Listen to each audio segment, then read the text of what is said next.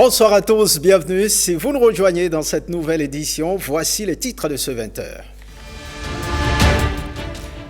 Descente du chef de l'État sur les sites de la digue immergée d'Ablekete à Cotonou, PLM Alejo, Eldorado Beach. Patrice Talon est allé donner quelques consignes pour booster ces chantiers du PAG. À suivre le reportage de Jérôme Ngwa. C'est désormais possible de s'acquitter de la taxe sur les véhicules à moteur via la téléphonie mobile. L'opération lancée par MTN permet de minimiser les tracasseries liées au paiement de cette taxe. On en parle dans cette édition. Célébration des cultes endogènes à Tior, commune de Glazoué. Les adeptes du vaudou de cette aire culturelle l'ont marqué d'un cachet spécial. Vous les verrez dans une vingtaine de minutes.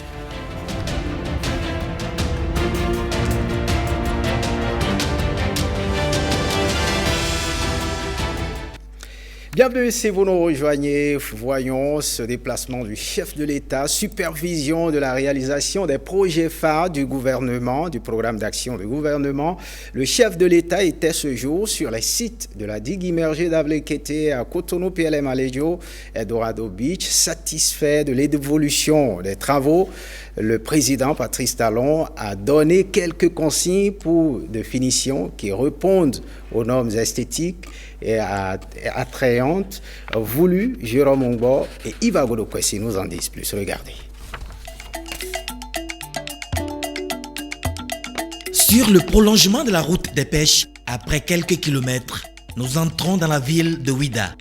Ici, à Ablekete, se dresse un projet de protection et de valorisation d'un segment prioritaire. Le président Patrice Talon vient superviser les travaux pour la construction d'une digue immergée sur 4 km de côte par un dragage de 2 millions de mètres cubes de sable. Là, nous sommes pratiquement à 80% de taux de réalisation et on va vers la fin du projet, notamment vers fin mars.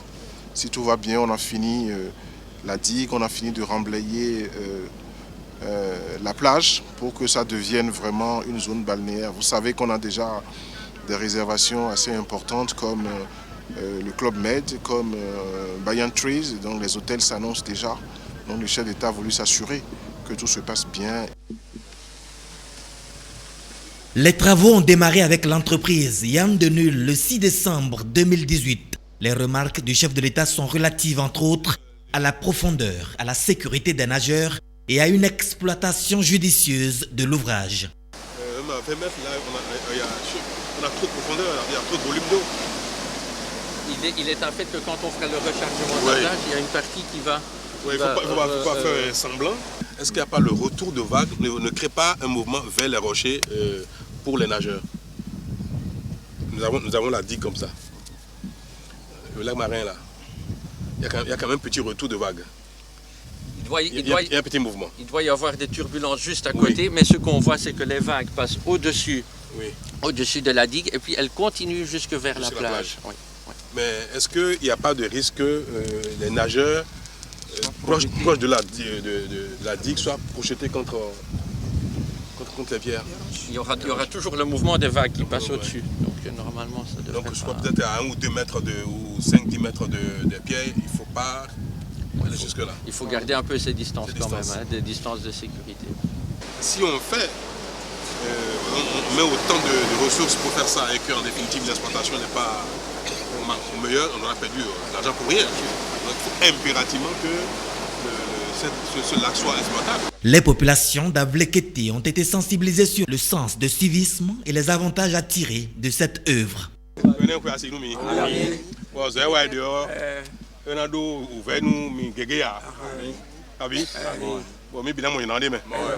Que cette année vous soit prospère et que les travaux ne vous créent pas trop de peine. Nous serons en joie à la fin, dans quelques années. Mais il faut un peu de sacrifice, quelle que soit la situation. Prenez patience et discutez-en avec les responsables.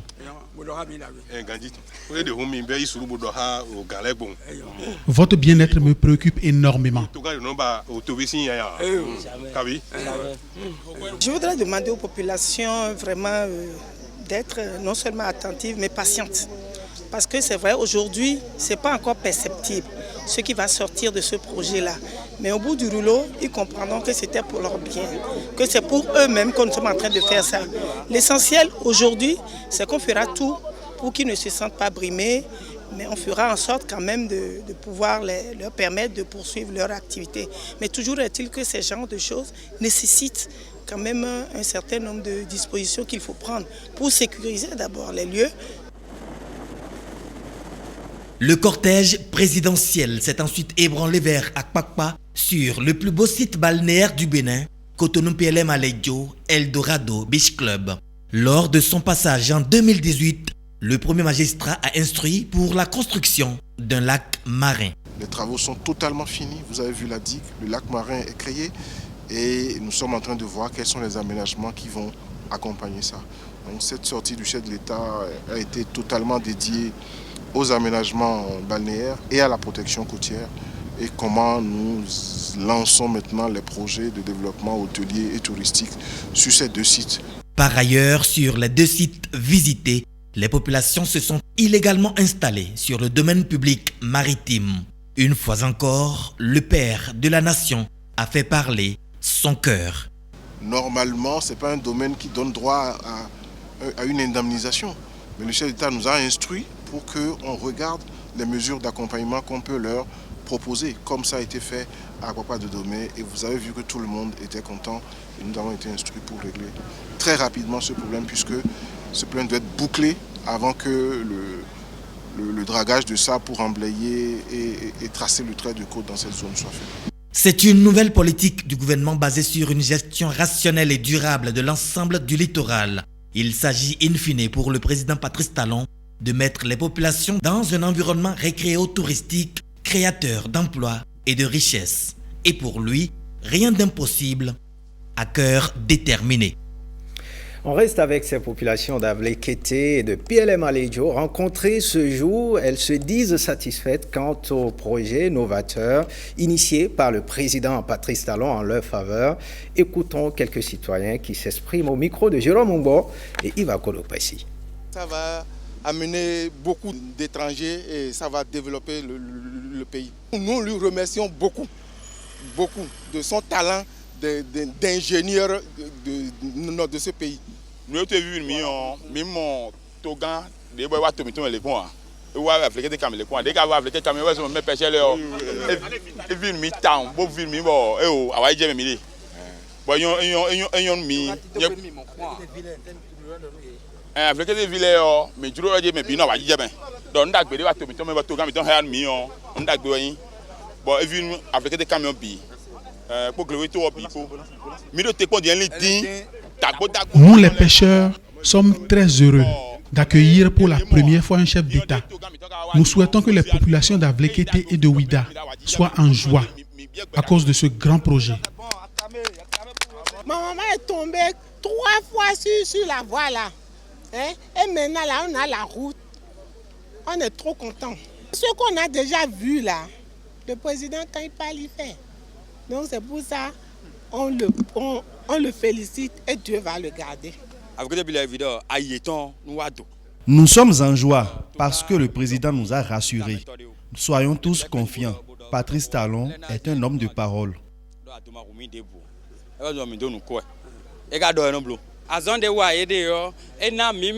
Les réalisations du président Patrice Talon nous donnent espoir, nous les jeunes. Il travaille beaucoup et on le remercie.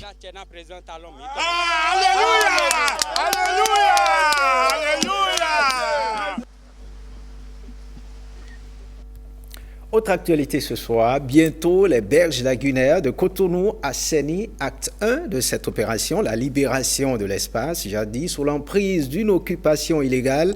Cette zone géographique va donc changer de visage. Tracteurs et marteaux font déjà le ménage. C'est ce que nous dit Herman Amégan et le cadreur. Regardez.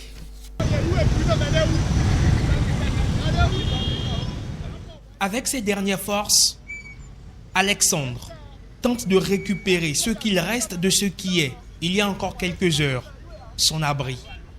Lui-même rapporte qu'il s'y attendait, car à maintes reprises prévenu.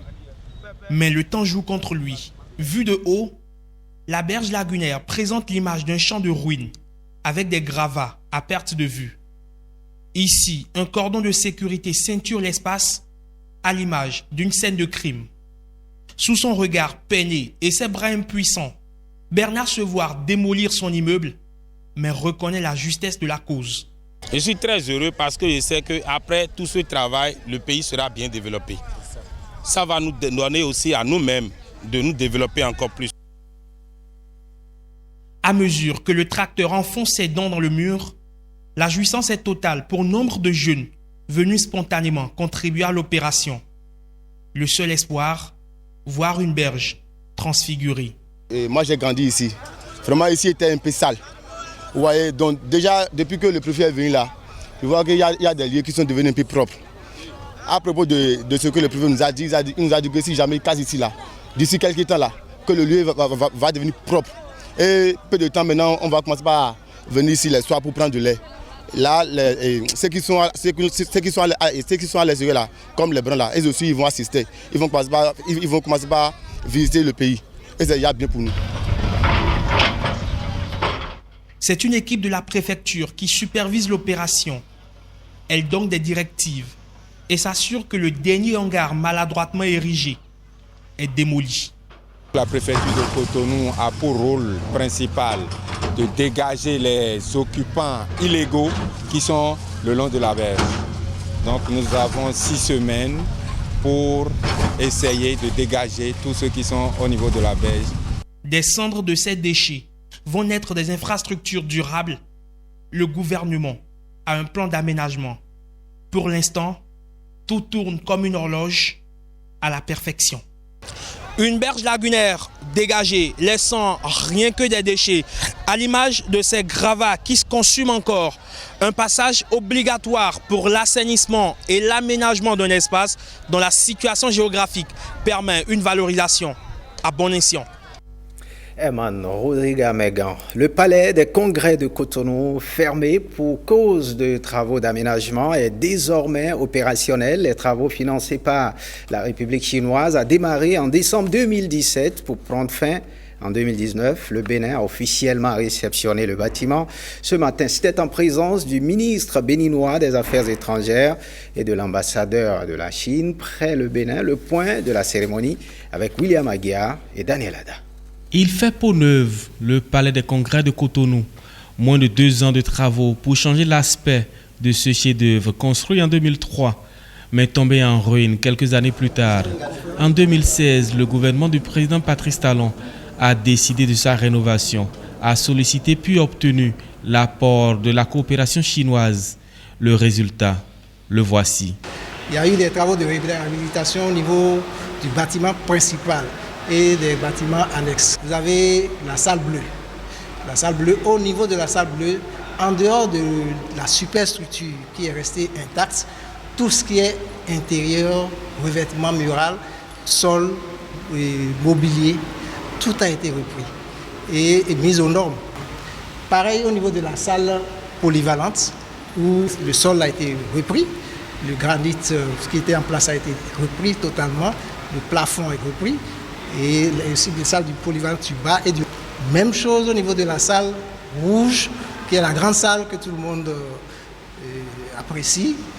Là, il y a les jeux de lumière qui se sont ajoutés. En plus de ces travaux, il est désormais installé un nouveau système de vidéosurveillance pour répondre aux exigences sécuritaires, de nouveaux équipements de sonorisation pour un meilleur confort acoustique, le tout dans un décor moderne sans changer l'architecture initiale du Palais des Congrès, le fruit d'une coopération agissante.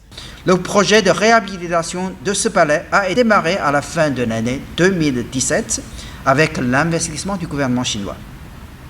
La Chine est un pays ami, frère et partenaire de Bénin. Elle va accompagner sa réalisation de rêve du Bénin révélé dans sa réforme jamais connue de l'histoire. Conjuguons nos efforts. La Chine et le Bénin sont partenaires depuis plusieurs décennies.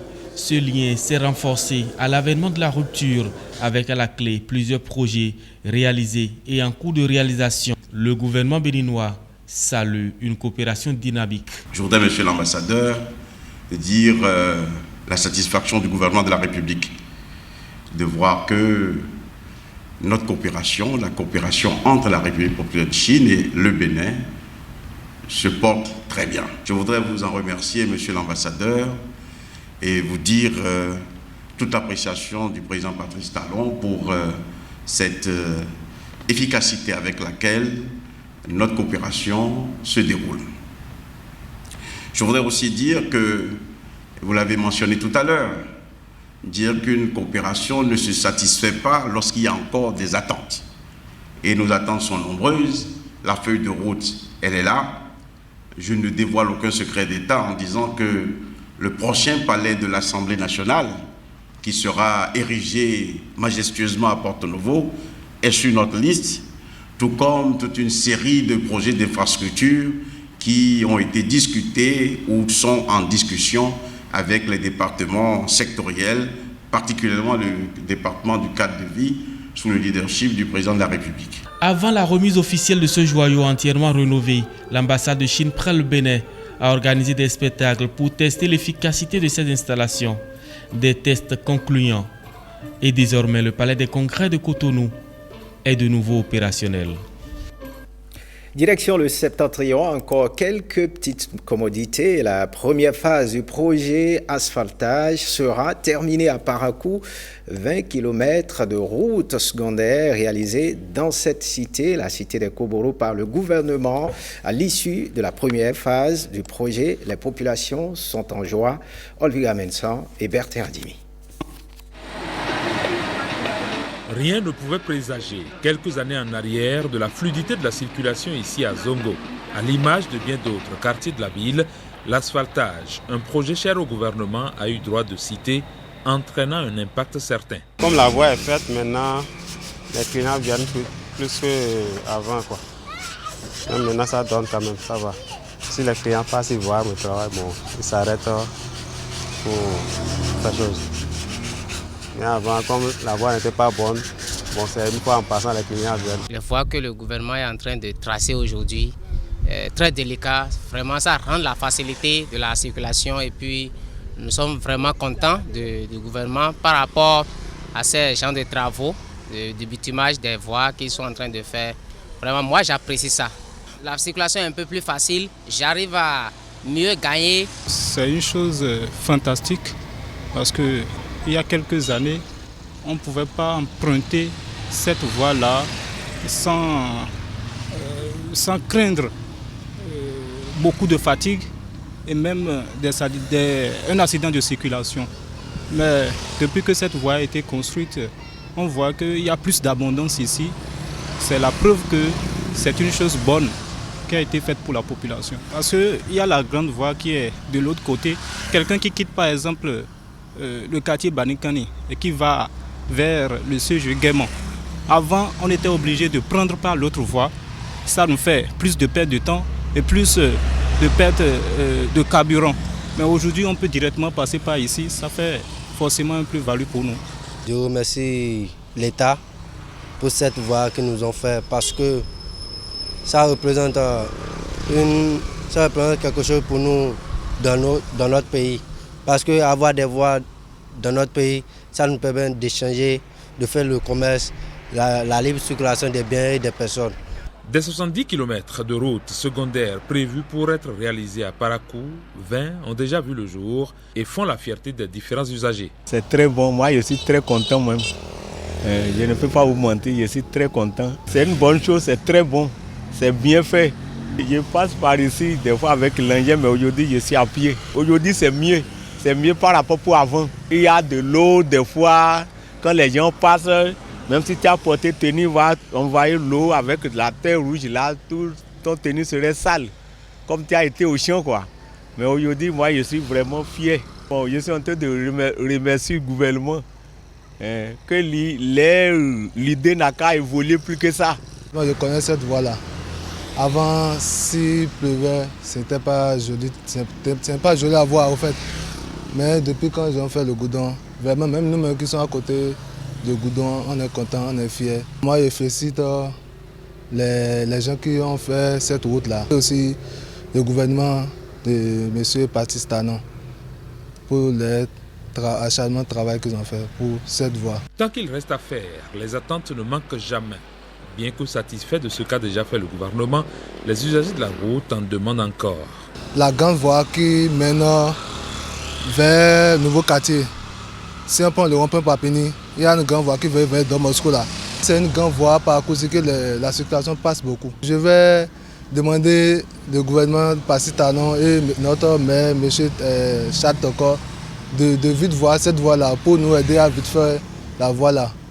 Pour qu'on puisse encore un peu content du travail qu'ils font à Parakou. Je voudrais déjà les remercier pour ce qu'ils ont déjà fait et leur demander de ne pas s'arrêter en si bon chemin, de continuer l'œuvre qu'ils ont commencé pour le bonheur des populations. Il y a le quartier le plus populaire de Parakou, le quartier Banikani. Il n'y a pas de voie là-bas alors que c'est le quartier, le plus grand quartier de la ville. MTN Mobile Money a procédé au lancement officiel de la plateforme de paiement de la taxe sur les véhicules à moteur TVM par téléphonie mobile. La cérémonie s'est déroulée ce lundi à Cotonou. Génial Afoda Monsi nous en parle. Je t'apporte une superbe bonne nouvelle. Fini les files d'attente pour payer la taxe sur les véhicules à moteur TVM. Une aubaine qu'offre MTN Mobile Money à ses abonnés via la plateforme Mobile Tax. La toute nouvelle application permet de s'acquitter de sa TVM par téléphonie mobile. Nous voudrions à travers cette occasion offrir désormais l'opportunité au peuple béninois de manière générale, à notre clientèle de manière spécifique, c'est-à-dire aux plus de 2 millions d'abonnés Mobile Money, la possibilité de pouvoir payer leurs services financiers en ligne. Et pas seulement, je veux dire, la TVM, parce que nous avons lancé récemment des services tels que la SBE. Nous lançons aujourd'hui, avec le support du ministère des Finances et de la Direction des Impôts, la taxe sur les véhicules à moteur. La mise en service de Mobile Tax vient soulager les bénéficiaires. Je vais remercier les réseaux mobiles qui se sont joints à la Direction générale des impôts pour que ce nouveau joyau naisse. Je vais profiter de cette occasion-là pour demander à ce que ce service soit un service de qualité. L'application est étroitement liée aux ambitions du gouvernement de digitaliser les services au Bénin. Il est clair qu'avec cette nouvelle plateforme, les pertes de temps jadis enregistrées lors du paiement de cette taxe sont révolues et vous disposez désormais d'un accès facile et équitable à ce service numérique.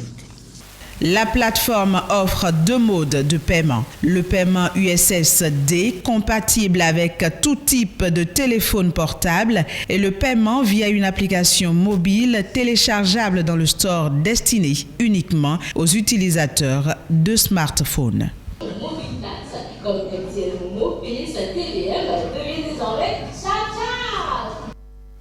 Parlons toujours Mobile Money. La Direction générale des impôts digitalise le paiement de la TVM. Elle a procédé ce lundi au lancement du paiement de la taxe sur véhicules à moteur au moyen des portefeuilles d'argent mobile. Un outil qui vise la sécurisation des encaissements de l'État. Lénaïque Aguazao, Mathieu Soken. Désormais possible au Bénin, le paiement de la TVM par téléphone mobile. Fini les longues files au guichet et les pertes de temps inutiles pour s'acquitter de la taxe sur les véhicules à moteur. L'administration fiscale abrège les peines des contribuables.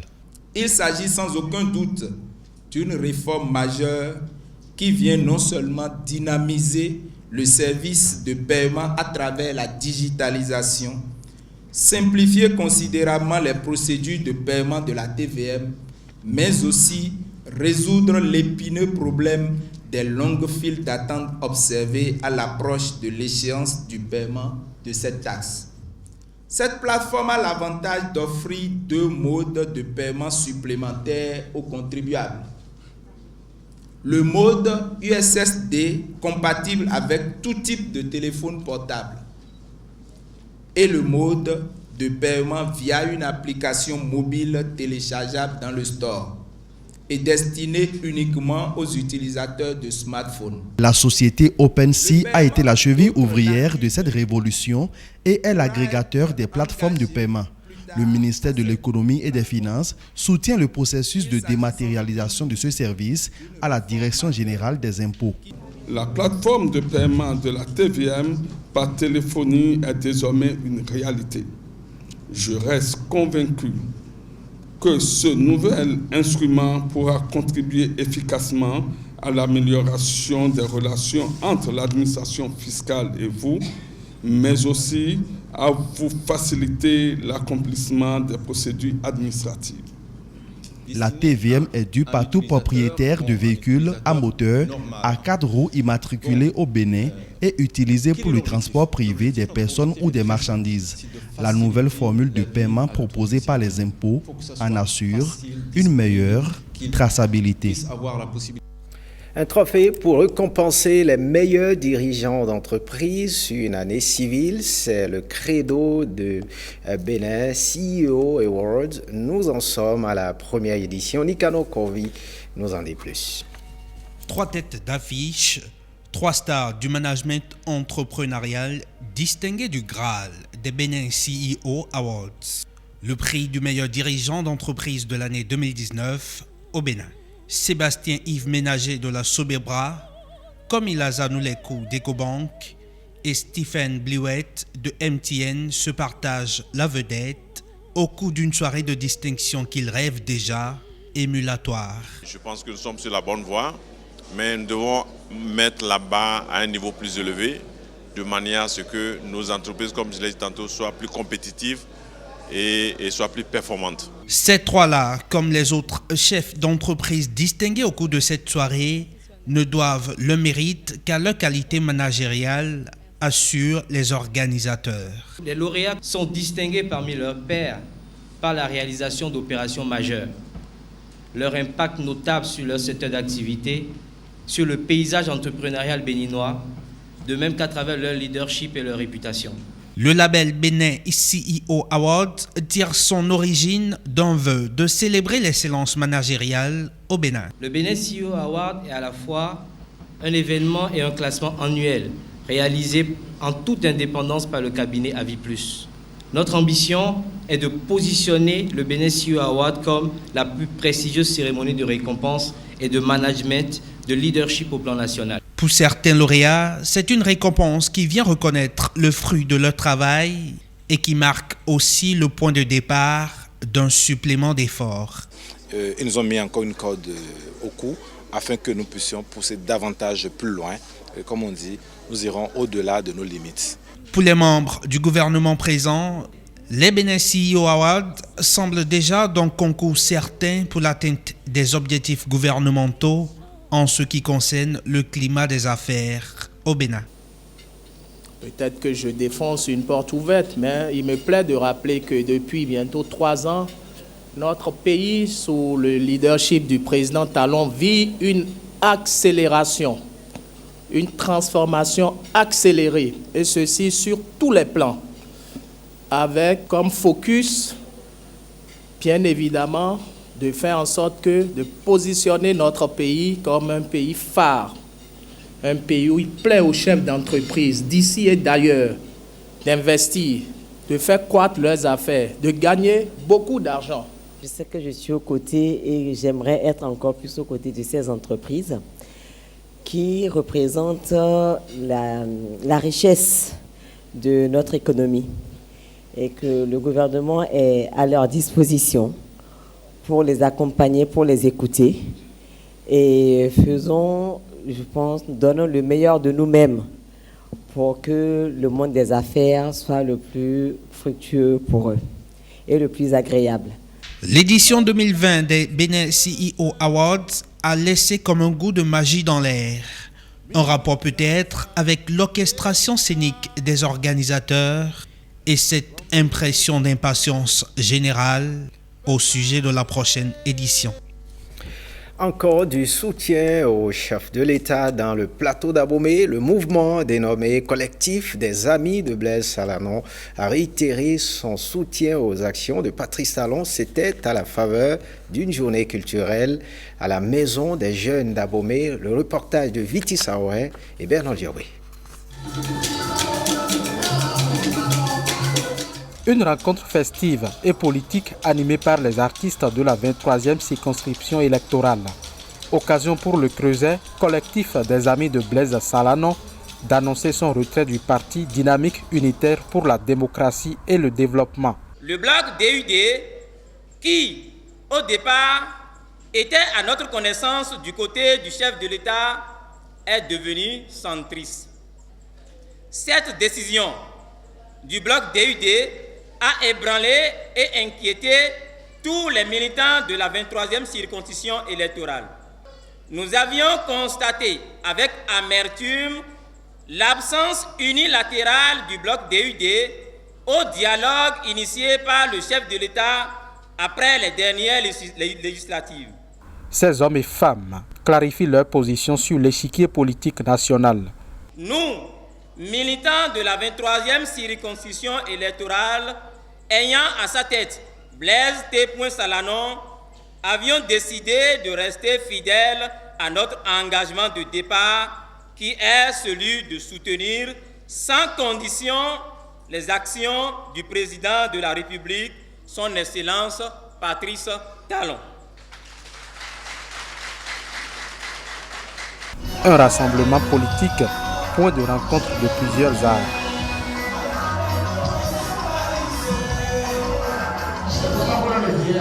Donc c'est ça qui montrerait, pardon,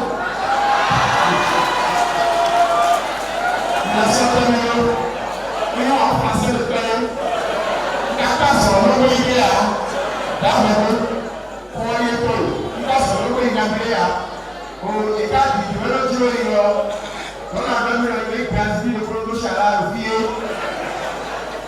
Jamais les stars ne vont entendre un fils du terroir dire qu'il se trouverait dans l'opposition.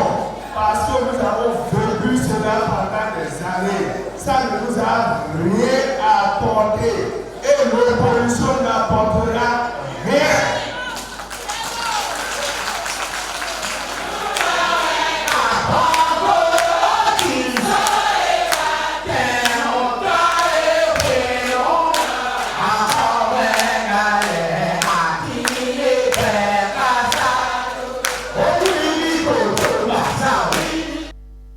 Le parti Bloc républicain s'agrandit. Elisabeth Agbosaga, présidente du parti Union pour la démocratie et le changement, est désormais membre du Bloc républicain. La cérémonie d'adhésion a eu lieu à Boycon plutôt. Le reportage de Viti Saouret et Bernard Dioui. Je déclare solennellement, en mon nom propre et au nom des militants, élus, sympathisants, de l'ex-parti UDC Nounayon, notre adhésion au bloc républicain. Elisabeth Agbosaga, épouse d'Awad, conseillère communale à Boycon, dissout ainsi son parti politique Union pour la démocratie et le changement au profit du bloc républicain, le parti du cheval blanc. Le parti bloc républicain est le seul parti qui révèle la femme. Le bloc républicain dispose dans son statut à l'article 51 une représentation de 30% des femmes dans tous les organes décentralisés. En ma qualité de député à l'Assemblée nationale, je déclare solennellement que Mme Agbosaga et sa suite viennent d'intégrer le bloc républicain et nous vous accueillons. C'est une femme amazone. C'est une brave dame qui aime son pays et qui aime faire le combat politique.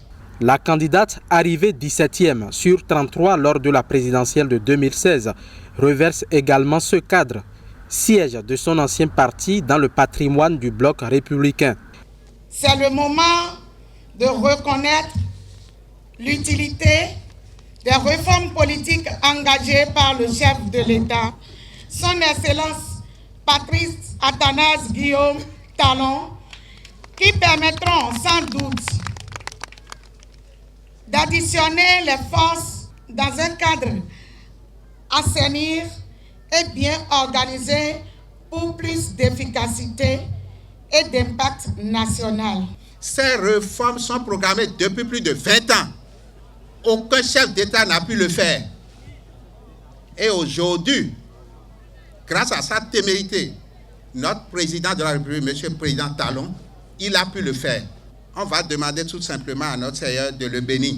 Amen. Pour qu'il ait la santé de continuer tout ce qu'il a entrepris pour notre cher et beau pays, le Bénin.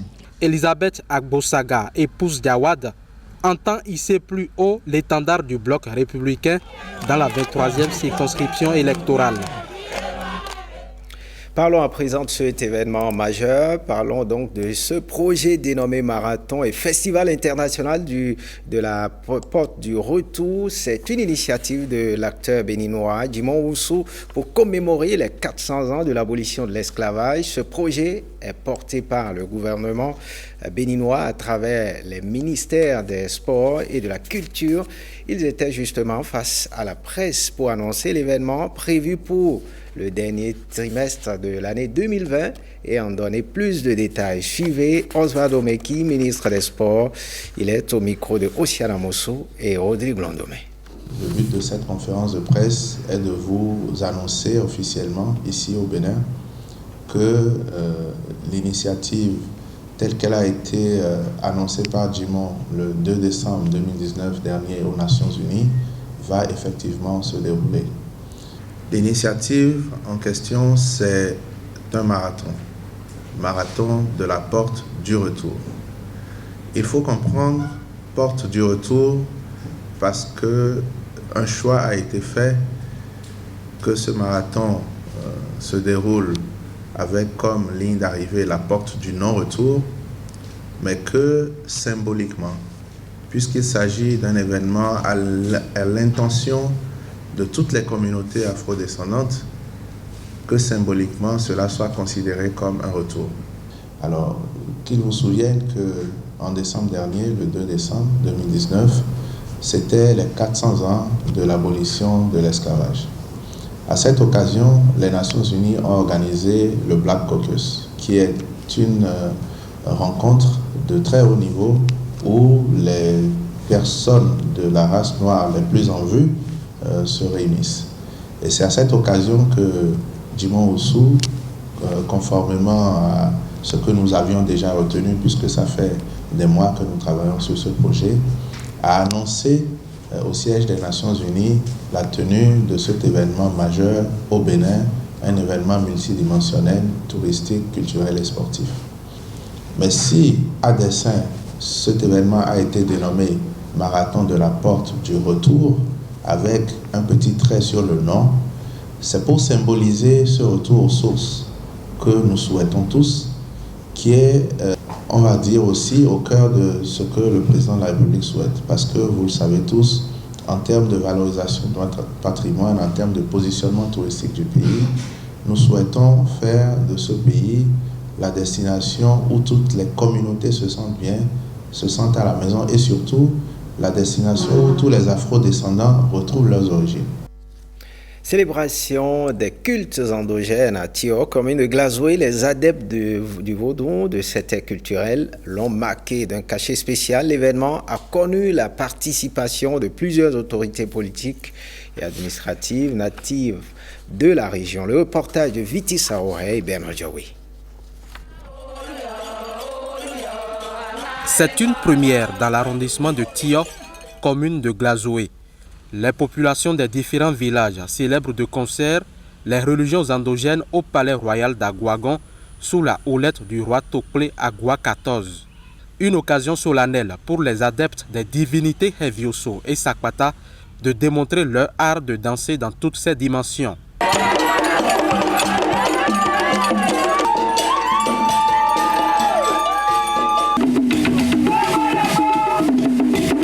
C'est impressionnant.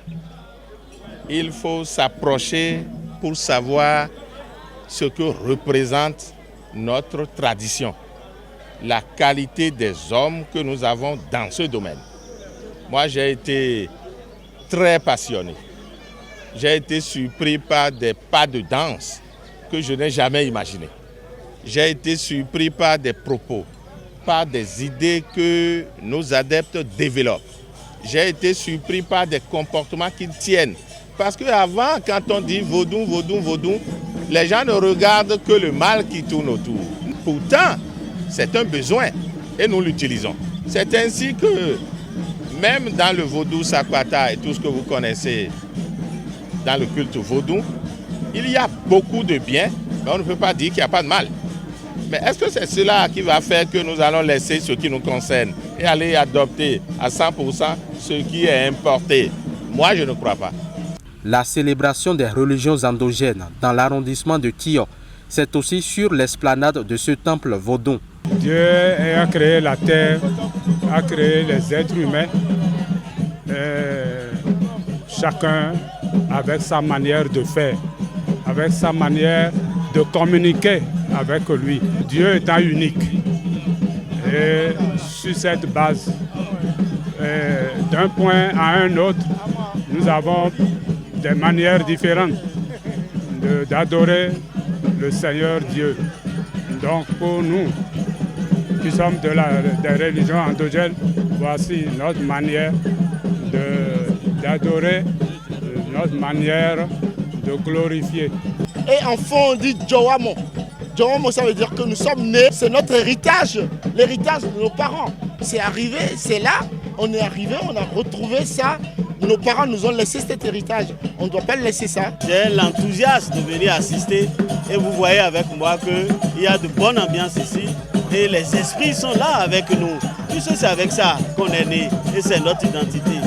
Les organisateurs de la fête des cultes endogènes dans l'arrondissement de Tio, commune de Glazoué, envisagent une célébration tournante dans les villages. Et on finit par ce carnet noir. Fernand Zopota, journaliste émérite, a tiré sa révérence dans la nuit du vendredi 10 janvier, du 10 janvier au 11 janvier 2020. À l'âge de 70 ans, l'Élise disparue a été le premier directeur régional de l'ORTV Parakou. La nouvelle de sa disparition est parvenue à ses anciens collaborateurs ce 11 janvier 2020, alors qu'ils étaient en pleine séance de retraités à la salle de conférence de la station régionale de Parakou. Suivez ici le témoignage de quelques retraités de l'ORTV de la station régionale de Parakou. Regardez. Il fait partie des tout premiers affectés à Parakou, à Radio Parakou. Donc nous faisions partie donc, de ce contingent où il a travaillé, on a travaillé ensemble avant qu'il ne reparte pour devenir directeur, le tout premier directeur d'ailleurs de Parakou, le tout premier directeur. Il connaît bien la maison et il a su gérer la maison pour avoir travaillé d'abord en tant qu'individu. Et après, il est revenu chef programme, après chef programme, directeur, tout premier directeur. Donc, on ne peut rien lui reprocher. C'est vrai qu'il n'a pas trop duré, mais on ne peut rien lui reprocher. De toutes les façons, c'est mon point de vue personnel. Ici, la voix de la Révolution, office de radiodiffusion et télévision du Bénin, station régionale de Parakou, émettant sur les fréquences de 935 kHz et 320 mètres 85 en onde moyenne, et en onde courte sur la fréquence de 5025 kHz, soit 59 mètres 70. Il est en ce moment 5h02 dans nos studios. C'était donc en 1983, en avril 1983. Et avec sa douce voix, Fernand Zopota captivait l'attention de tout le monde. Il partageait ses expériences avec tout le monde. La preuve, il a édité des documents pour la formation de la jeune génération. Paix à son âme d'abord, et je souhaite beaucoup de courage à sa famille. C'est un patron effectivement que j'ai connu quelques mois. C'est lui qui est le premier directeur. Je souhaite beaucoup de condoléances et je demande beaucoup de courage à sa famille, ses enfants, ses frères et tous les collègues qui l'ont connu, qui sont aussi ses parents. Je leur demande beaucoup de courage. On était en réunion des retraités ce matin quand la nouvelle nous est parvenue. Et vraiment, nous tous, nous sommes choqués de ce brusque décès. Moi, j'ai été son esprit. L'homme, il est sans façon. On a travaillé ensemble comme des frères. Il me prend comme sa petite soeur. Bon, il n'est pas un homme égoïste, il est humble et il me donne même des conseils, mais on a collaboré en tant que frère et sœur comprend. Que le Seigneur lui accorde son repos et l'accueille dans son royaume. Ferdinand Azopota, puisque c'est de lui qu'il s'agit, a été le premier directeur régional. Entre-temps, nous n'avons connu que des chefs stations. Avant cela, il a été chef des programmes. Et Ferdinand Azopota était plus qu'un directeur. Il était le père de toute la famille, vu les conditions difficiles dans lesquelles on travaillait à l'époque. Et pourtant, il essayait quand même de nous encourager, de nous donner quand même le réconfort moral afin qu'on puisse atteindre les objectifs. Donc c'est la mort dans l'âme que nous avons appris son décès ce matin. Mais on n'y peut rien. C'est Dieu qui donne et qui reprend comme il veut. Que la terre lui soit légère. Paix à l'âme de notre cher aîné Ferdinand Azopota. Faites ce journal. Merci de l'avoir suivi. Retrouvez Awa Chérif pour l'édition du soir à 23h30. Bonne suite des programmes sur l'ORTB. Passez en vous.